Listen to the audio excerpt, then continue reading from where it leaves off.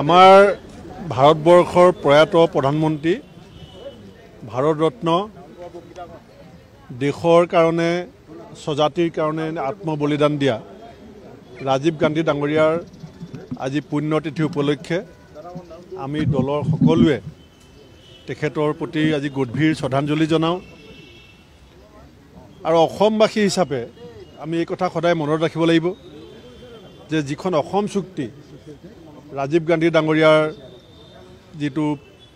তেখেতৰ উদ্যোগ আছিলে যে অসমৰ মানুহৰ দীঘলীয়া দিনৰ আন্দোলনৰ পৰিসমাপ্তি ঘটাই সদৌ অসম ছাত্ৰ সন্থা সতি যি অসম চুক্তি স্বাক্ষৰ কৰিছিল সেই কথা অসমৰ ৰাইজে নিশ্চয় সদায় মনত ৰাখিছে আৰু আজি আটাইতকৈ এটা সংকটকালীন সময় যে এতিয়া কাখন বলবৎ কৰাৰ যিটো প্ৰক্ৰিয়া ইতিমধ্যে চৰকাৰে আৰম্ভ কৰিব বিচাৰিছে তেনেকুৱা এটা সময়ত ৰাজীৱ গান্ধী ডাঙৰীয়াই আমাক দি থৈ যোৱা অসম চুক্তিৰ প্ৰাসংগিকতা আৰু জাতিৰ ভৱিষ্যতৰ স্বাৰ্থত ইয়াৰ প্ৰয়োজনীয়তা নিশ্চয় প্ৰতিগৰাকী অসমীয়া উপলব্ধি কৰিব মই এই মুহূৰ্তত তেখেতক আমাৰ দলৰ প্ৰতিগৰাকী নেতা কৰ্মীৰ হৈ শ্ৰদ্ধাঞ্জলি নিবেদন কৰিছোঁ চাওক কা আমি প্ৰথম অৱস্থাৰ পৰা আমাৰ স্থিতি এটাই আমি কা নামানো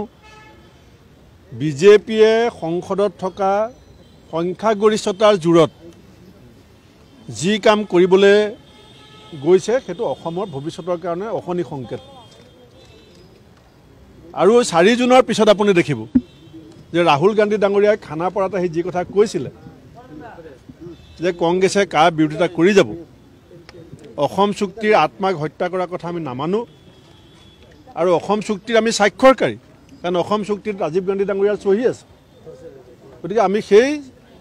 যিটো সিদ্ধান্ত সেই সিদ্ধান্তত আমি সদায় অটল আছোঁ 4 জুনৰ পাছত মই আশাবাদী